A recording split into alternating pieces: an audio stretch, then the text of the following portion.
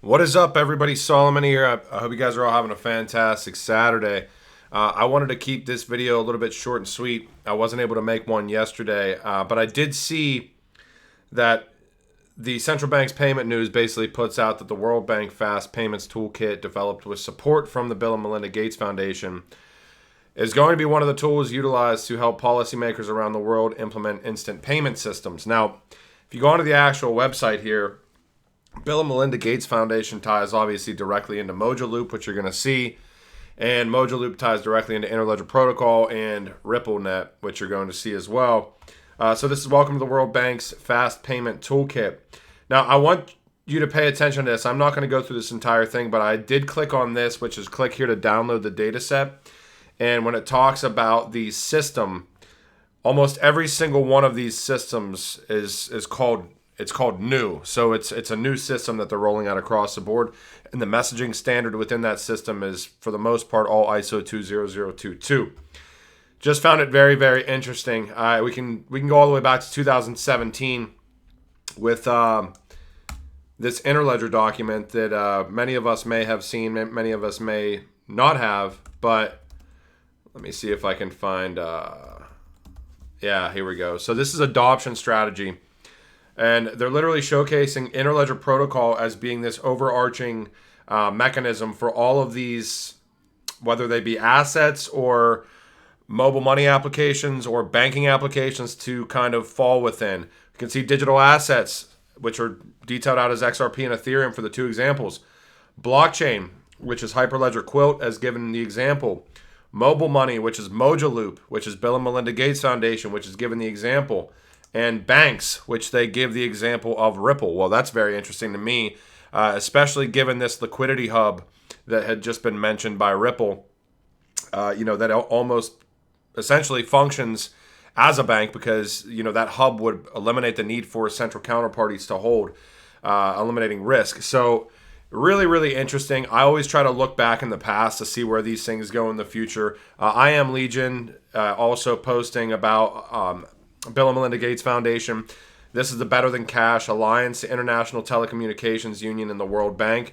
We're all connected, and that's certainly right.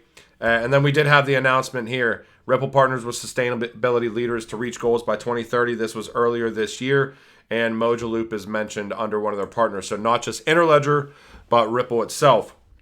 Now, whenever you start to see things like this roll out from an announcement standpoint, some of those announcements were older, obviously, but I just wanted to share with you this website, and I would certainly recommend looking through the data set. What's interesting to me, though, is whenever you start seeing things like that rolled out, you kind of start seeing it across the board. So this came out a while ago as well. Monetary Authority of Singapore collaborates with Loop Foundation to advance financial inclusion. But what I found interesting is Monetary Authority of Singapore, this was 2 days ago as well, announced this global central bank digital currency challenge, the same time that this is announced through Central Bank's Payments News with World Bank Fast Payments Toolkit, developed by Bill and Melinda Gates Foundation.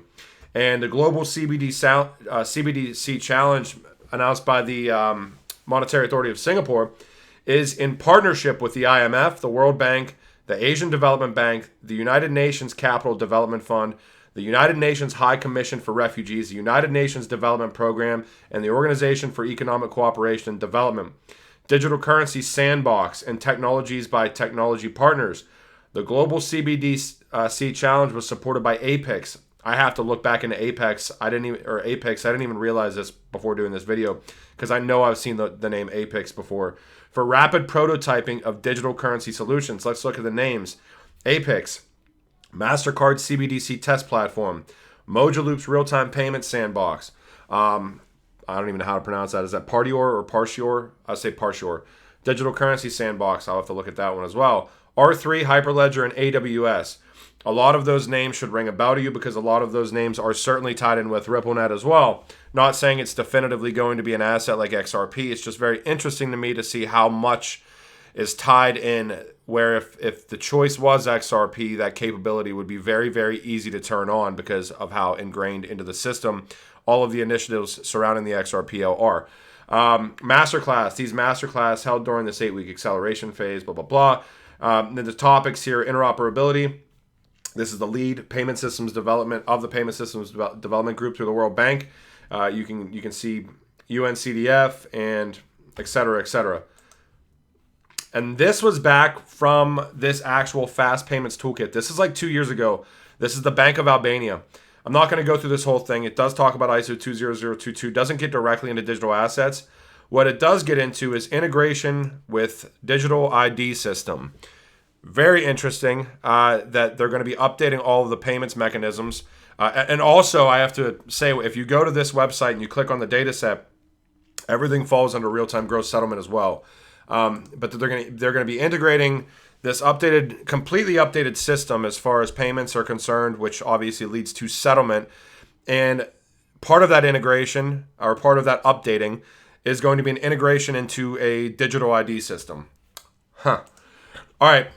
Last but not least, a couple of things here that I saw that were just interesting to me. This was a couple of days ago. I don't know if anybody caught this. This is Finastra partnering with Hexaware to collaborate. They're collaborating on helping banks modernize. We know Finastra is on-demand liquidity. And also, if you go onto Finastra's app portion of their site, it does show Ripple on there. Finally, I think I did a video about that a week or two ago. Hexaware. So I was looking up Hexaware. So they're essentially, they're going to be updating banking systems in Germany, Belgium, the UK, and Ireland, okay, to update this payments infrastructure, okay? So I looked into Hexaware.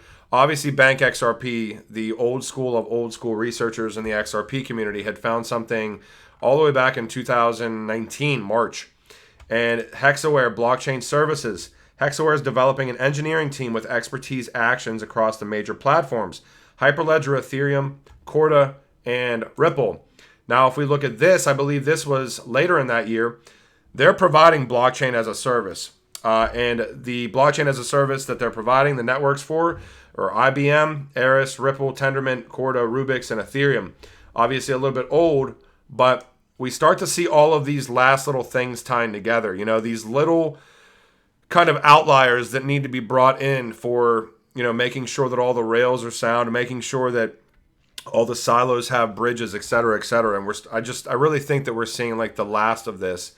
We're certainly going to see more partnerships and everything else, but as far as like the payments infrastructure is concerned, I'm pretty sure that they're fairly built out at this point in time, and now that's why we're seeing all the testing basically going on. So it's going to be really interesting. All right, I did want to get into this because I've been talking about metaverse and NFTs and gaming. I saw this today. Big money apes into blockchain gaming with $725 million fundraising for Forte. Now, Forte should ring a bell. Back in 2019, Ripple and Forte announced a $100 million fund. You can read into that if you want to. So this is their Series B, and participating into the Series B was Andreessen Horowitz, Cosmos, Polygon, Solana. There was obviously some other ones as well. C Capital, Cora Management, Anamonica Brands, Big Bets, Overwolf, Play Studios, Warner Music Group, and Z Ventures. So just really paying attention to everything going on with Forte. We know Forte was initially a spring initiative through Ripple. And I'm just curious to see where it goes, because I think that metaverse and gaming and everything is going to be absolutely gigantic.